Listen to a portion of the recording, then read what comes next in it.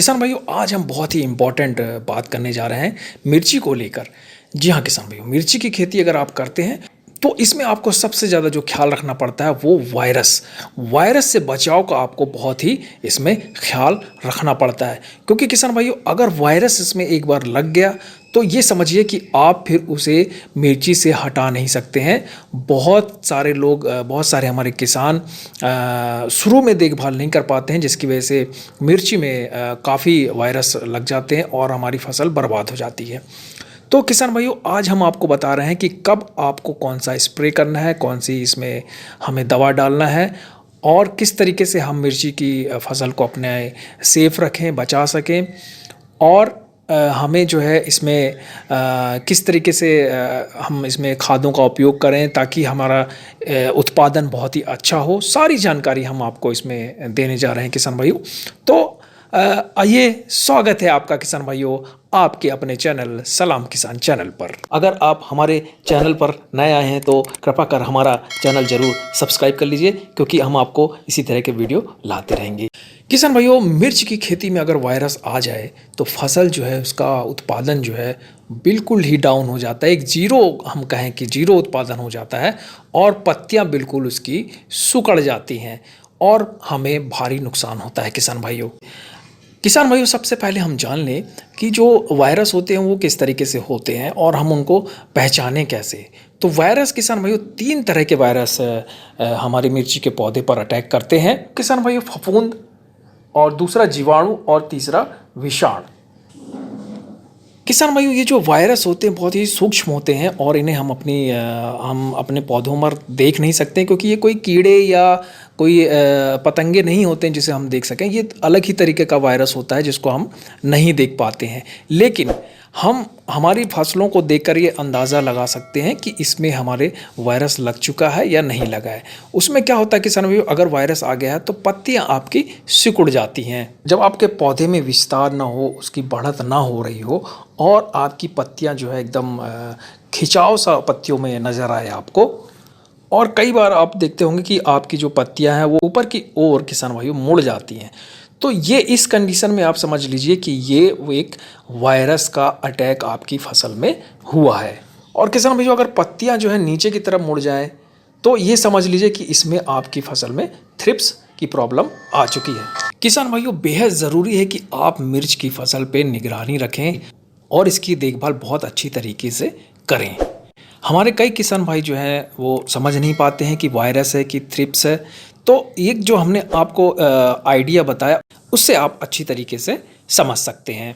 किसान भाइयों, एक बात और ध्यान देने वाली है कि हम अगर इन वायरसों से, अगर इस तरीके प्रॉब्लम से अगर हम बचना चाहते हैं तो आप उन वैरायटियों का उपयोग करें इस तरीके की जो जिसमें रोग या थ्रिप्स या वायरस जो है वो ना लगते हों। ऐसी वैरायटियां भी हमारे कुछ दुकानों में उपलब्ध होती हैं, तो वो उनका आप चुनाव करें। किसान भाइयों, जब आप पौधशाला में जब आप पौधे देखें, जब वो बड़े हो रहे हैं तो उसमें आप एक बात का ध्यान रखें किसान भाइयों कि जो तंदुरुस्त पौधे हैं उन्हें आप अच्छी तरीके से आप उसका प्लांटेशन करें, और जो आपको लगता है कि यार ये पौधा थोड़ा सा सही नहीं है या उसमें कुछ कमियां नज़र आ रही हैं तो उसको आप बिल्कुल तरीके से वहाँ से अलग कर दें, नर्सरी से उसको पूरी तरीके से अलग कर दें। क्योंकि इससे क्या होता है किसान भाइयों, दूसरे पौधों में वो वायरस पहुँच सकता है और आपकी इस तरीके से धीरे धीरे आपकी फसल पूरी ख़राब हो जाती है। किसान भाइयों, एक बात और ध्यान दें कि जब हम पौधा लगाते हैं तो उसकी एक उचित दूरी होना चाहिए। अगर हम बिल्कुल पास पास में लगा देते हैं पौधों को तो उससे भी वायरस जो है फैल सकता है और फसल को नुकसान हो सकता है। सबसे इम्पॉर्टेंट बात किसान भाइयों ये है कि जो वायरस जो बहुत तेज़ी से फैलता है वो है सफ़ेद मक्खी के कारण।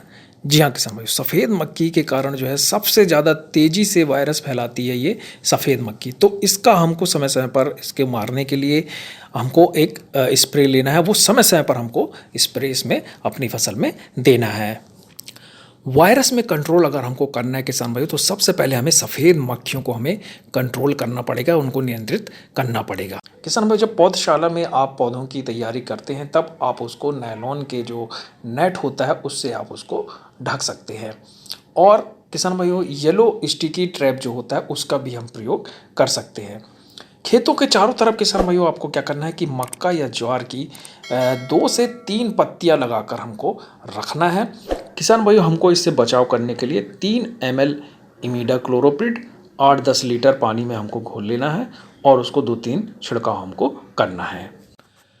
किसान भाइयों जो भी हमारी फसल होती हैं उनको रोग मुक्त करने का एक सरल और आसान तरीका ये भी है कि हम फसल चक्र को अपनाएं। मान लीजिए इस साल आप टमाटर वर्गीय सब्जियां लगा रहे हैं तो अगले साल आप दूसरी तरह की खेती करें। जैसे किसान भाइयों गेहूं, धान, मक्का आदि आप अगले वर्ष लगाएं। इससे किसान भाइयों क्या होता है कि जो बीमारियां जो टमाटर वर्गीय सब्जियों में आती हैं उस पर हम नियंत्रण पा सकते हैं। एक ही तरह की फसल करने से किसान भाइयों क्या होता है कि फसल की उपज भी कम हो जाती है और कई तरह की बीमारियां हमारी फसल में आ जाती हैं। किसान भाइयों सबसे पहले बात करेंगे थ्रिप्स की।